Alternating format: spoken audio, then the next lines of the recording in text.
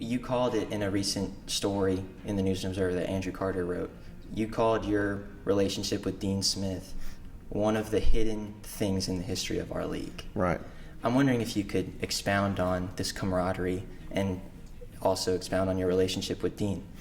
I don't know if envy is the right word, but like he was the guy, and that was the program. I mean, Dean was one of the great coaches of any sport of all time, and he built a program that was built to last.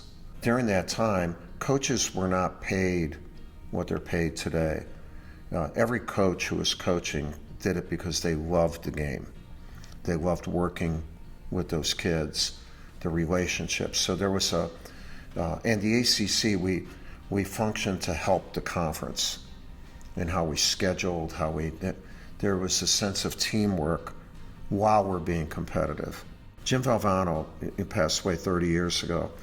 In the last 4 months of his life, we spent 3 nights a week together in Duke Hospital. We were like brothers.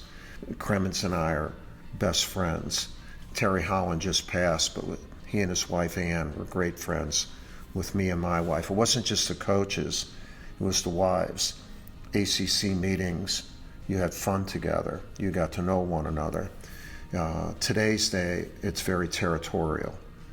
There's not the collective camaraderie. I don't think there's any camaraderie, to be quite frank with you. With Dean, once we started winning at that level, that national championship level, I understood him better because I was experiencing it. And we became friends. And my wife and Linnea became good friends. Not that we went out to eat together or whatever, but there was a mutual respect. We became friends. And with the so-called rivalry with Duke and Carolina, you're supposed to, I hate the word hate, but that's one word that I can hate. And people see that, but I've loved Dean Smith and respected the heck out of him. And Roy Williams and I developed a great relationship. So again, he was more old school too, because he was an assistant for Dean, and he started coaching the same way, then achieved an amazing level of success. He too is one of the great coaches of all time. It's fascinating the parallels between you and Dean Smith. North Carolina fans didn't believe in him in his early times. Yeah, you're right. He was hung in effigy. He pulled into a parking lot, and there he was. And you literally submitted a resignation letter to the AD who hired you in the 90s. I mean, those parallels are pretty remarkable. Yeah, they're great. I love that, and that's why the programs are very similar.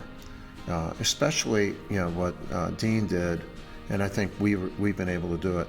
You have tremendous loyalty from your players and your former players.